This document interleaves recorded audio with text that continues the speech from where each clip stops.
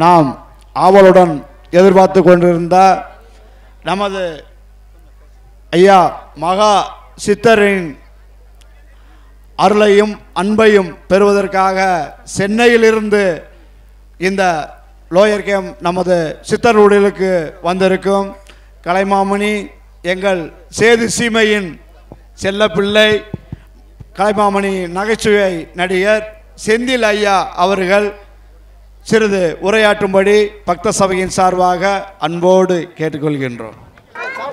ஏகப்பட்ட ஊருக்கு நாங்கள் போயிட்டு வந்திருக்கோம். தமிழ்நாடு பூரா போயிட்டு வந்திருக்கோம். வெளிநாட்டுக்கும் போயிட்டு வந்திருக்கோம். இப்படி நான் வரும்போது போன வருஷம் சாமியை பார்த்தேன். கொஞ்சம் கால் மறுக்கிங்க மருந்து விட்டாங்க, சரியா போயிடுச்சு. இன்னைக்கு வாங்கி கொண்டு வந்திருக்கேன்.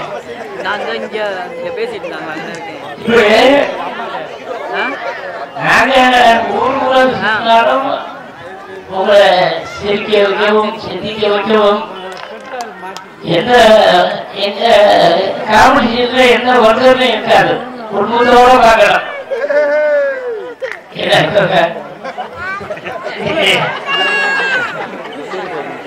இப்படி இன்னைக்கு மாதவி அவர்கள் விருதுபாடு வந்திருக்கீங்க.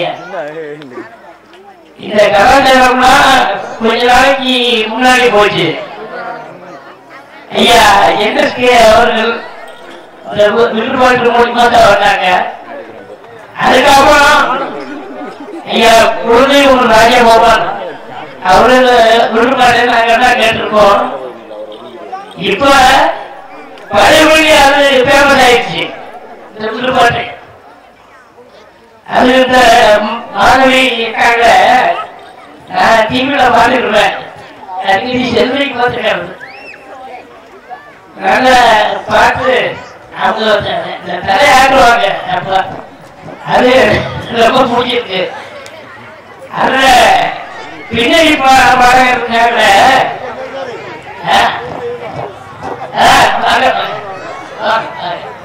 அவங்கதான் முக்கியம். தந்தவர்த்தம் என்று சொல்லிய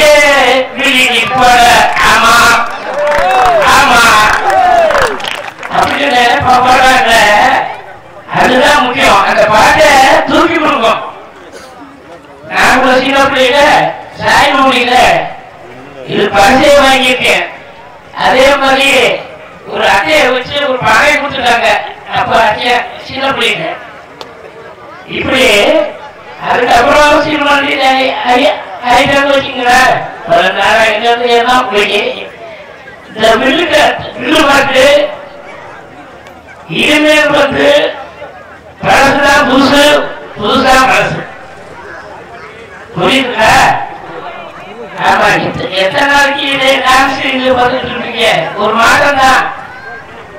எங்க காலத்துல கம்ப்யூட்டர் இல்ல, உங்க காலத்துல கம்ப்யூட்டர் வச்சிருக்கு. நல்லா படிக்கணும்.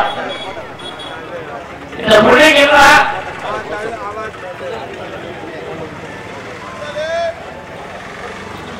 இந்த செல்லு சின்ன பிள்ளைங்கெல்லாம் கொடுக்காதீங்க. ஏன்னா அதனால கெட்டு போகுது. பாருங்க, இந்த பாருங்க சின்ன போய் வச்சிருக்கான். ஏன்னா உனக்கு செல்லு தேவையா? இப்படி இனிமே படித்தாதான்.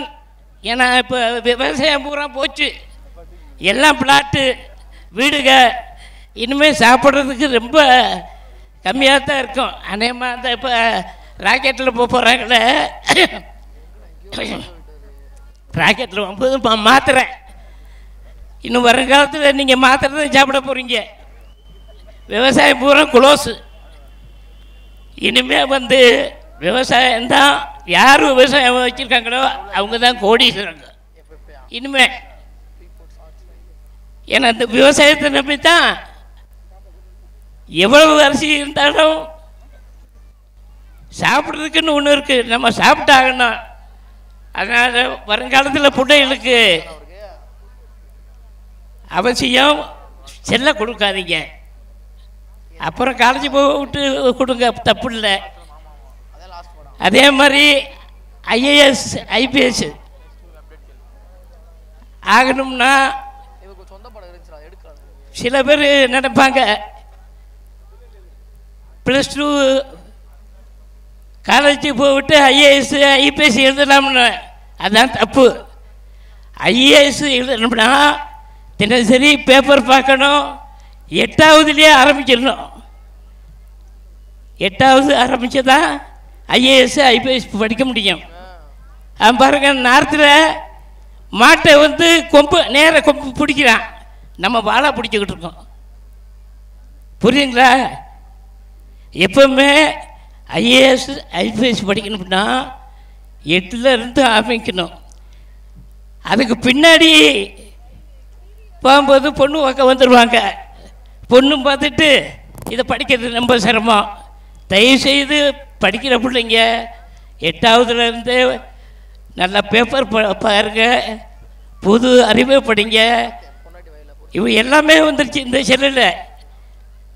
அதனால் சொல்கிறேன், நல்லா வில்லு பாட்டு பாருங்கள். வில்லு பாட்டு பார்த்துட்டு நல்லா அறிவுரை சொல்லுவாங்க, அதை கேட்டுக்குங்க. ரொம்ப நன்றி.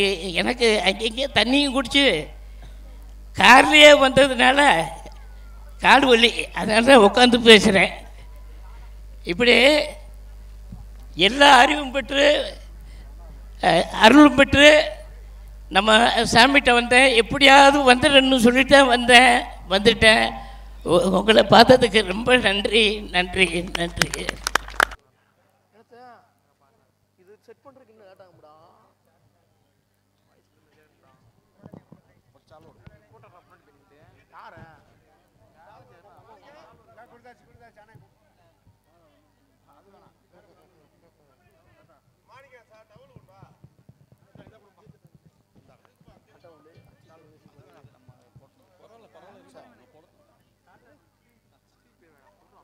நமது கலைக்குழு மாதவி அவர்களுக்கு நமது மகா சித்தன் நடமாடும் தெய்வம் மாரிமுத்து சித்தர் அவர்கள் பொன்னாடை புகுத்தி கௌரவிக்கிறார்கள்.